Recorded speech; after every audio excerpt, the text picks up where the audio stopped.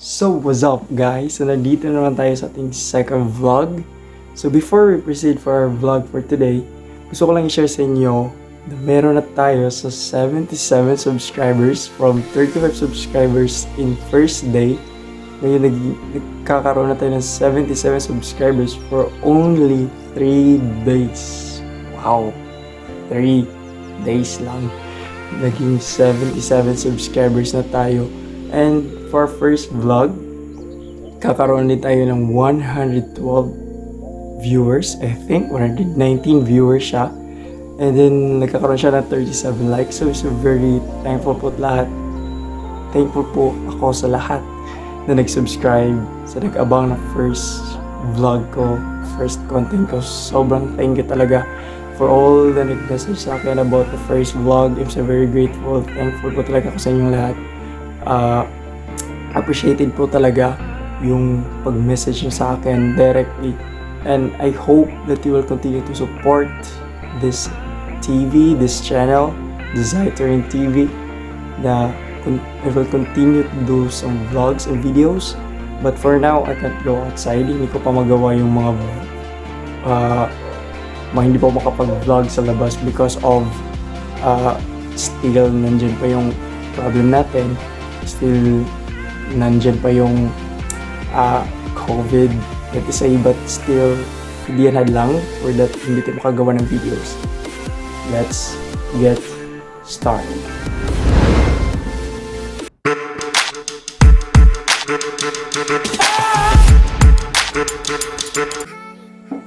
So ayan guys, this is my second vlog, and for today's vlog, we will be dealing, or we will be discussing, or not discussing, but I want to share to you what are those foundations that masasabi kong foundation na ginawa ko and in-enhance ko before I went to college or to get the course that I have right now.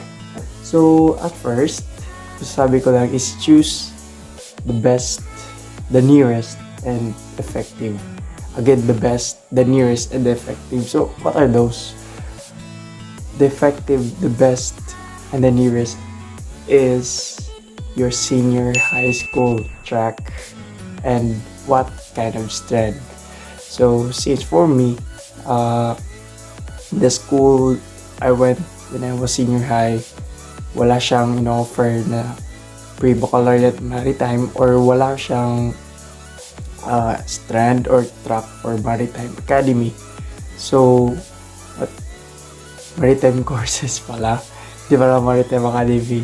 So, I choose yung pinaka-nearest lang, and I think ginamit ko na yung initiative ko since I went to choose the course that I have right now.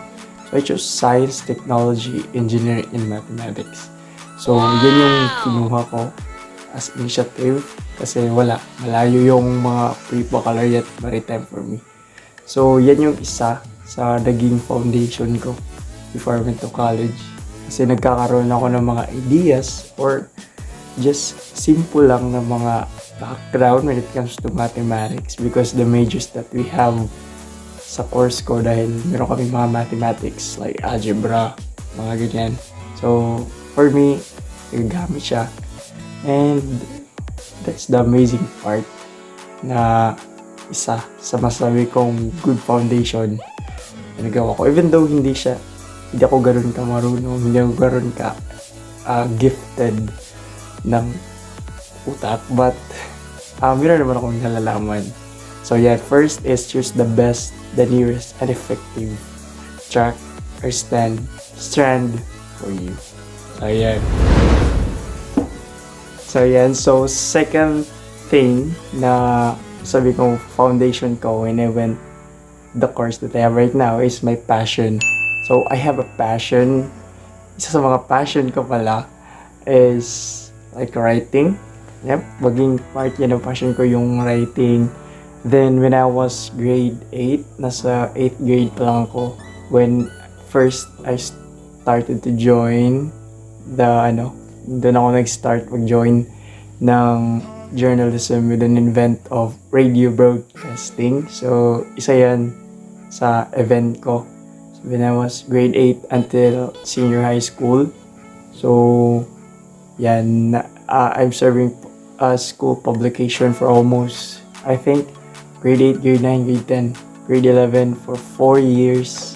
Akong reserve ng school publication. But luckily, and I'm so very happy that the school na saan ako ngayon is we have our own publication. It's a very, very nice. It's a very like wow, a college like us have we have our like publication na talagang masasabi mong wow, it's a very unique that we have. So very happy na naging part din ako doon. Then still continue ko yung passion ko. So that's it. So ano ba yung passion that you have? But those passion which is academically inclined, hindi yung mga passion na baka meron kayong ibang passion that you have. But yes, kung meron man kayo, talagang magagamit nyo yan. Then continue for it, enhance for it, because I think it is all about the healthy living style ko. So hindi ko siya masasabi na like I'm a health conscious guy or like meron talaga ako sa the level talaga na sobrang strict ko sa mga health protocols ko before. But still when I know this course na kailangan pala yung health mo, then required talaga siya na dapat healthy ka. So, hindi na ako nagdadalawang isip to change it. So, when I was senior high school, I think, senior high school ako nag-start na mag-change ng healthy lifestyle. So, junior high ako, hindi ako kumakain ng gulay. I really hate gulay.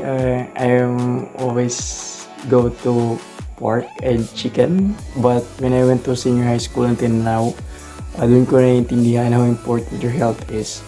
Like, kahit bata ka pa, it's very important that you protect your health, that you still remain like balance. Like, yung ginagawa mo sa time ng pag-sleep mo, until sa kinakain mo, parang naging, nutritionist ka na rin sa sarili mo because talagang in-evaluate mo yung bawat kinakain mo, kung tama ba to, or ano bang advice for you before yung unang medical mo, ano ba yung mga sabit sa'yo. So it's a very important na naging foundation ko rin siya yung healthy lifestyle ko since nag-change siya nung senior high school ako, naging healthy na siya. Even though hindi ganun ka health conscious ako, but still naging strict din ako sa mga bawat nakain ko, bawat mga ini-intake ko sa akin para for my own health. Hindi lang ngayon, kundi until in the future. So, yan. So, the first one na masasabi kong naging foundation ko is when I enter hosting. Yan. So, I went to hosting when I was junior high school until I went to senior high school. Nag-start lang siya sa small gathering like classroom hanggang masasabi kong nakamunta na ako sa isang mga big event na naging host din ako. Masasabi ko siyang big event because yun yung pinaka-special na event na na-host ko, na nasasabi kong wow, sobrang saya nito na naging part ako sa mga programs that I have, sa mga event na naging host ako. So, yan. So, naging foundation ko rin siya because of that, dahil dun sa hosting, na-enhance ko yung communication skills ko, yung self-confidence ko na humarap sa maraming tao, yung, kagaya nito, mag-vlog, dahil lang din to sa, self-confidence din na dala ng pag-hosting ko, humarap ng maraming tao. So, yan. So, naging best foundation ko siya. Sobrang, I can say na talagang helpful. Helpful siya ngayon. Lalo na sa school. na meron ako, we have some foreign visitors. So, kailangan mo munang, hindi kailangan muna, kundi kailangan mo talagang makipag-communicate sa kanila because time to time, they are so very, nakikipag-usap sila sa'yo.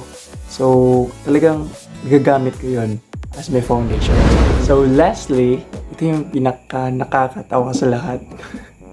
Because, ito yung isang foundation na ewan ko lang kung bakit ko gustong isali dito. And last siya. Siguro masabi ko, isa din sa maging foundation ko yung pagiging friendly ko. Kasi talagang gusto ko at masaya ko kung yung mga taong kasama ko is like komportable sila. Then like gusto ko lang makipag-connect together kung sino ba yung mga bagong makilala ko.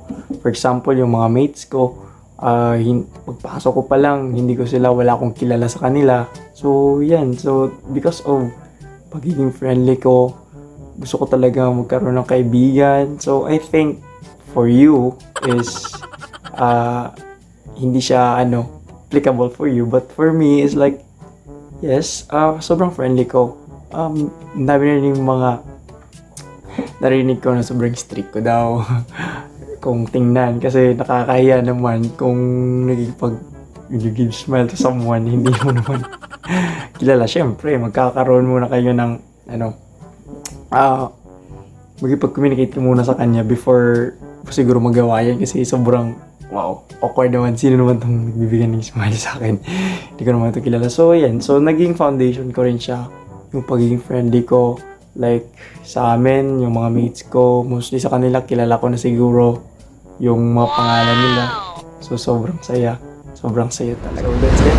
That's all the foundations na like mababaw lang ng mga foundations. Pero I hope na meron din kayong nakuha mga ideas, and I hope meron din kayong mga nakitang like ano ba yung mga foundations that you need to take, or ano ba yung mga foundations na kailangan yung gawin for this vlog na ginawa ko sa second vlog ko ngayon. So I hope and for sure na kung meron kahit isa doon na maging foundation nyo din sa lahat ng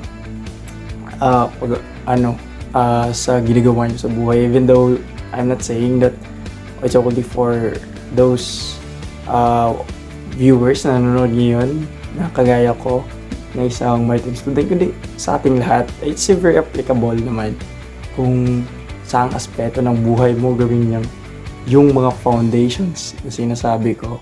So, I think that's it. And again, thank you so much sa inyong support for this channel. So, that's for the second vlog, and see you to my next vlog.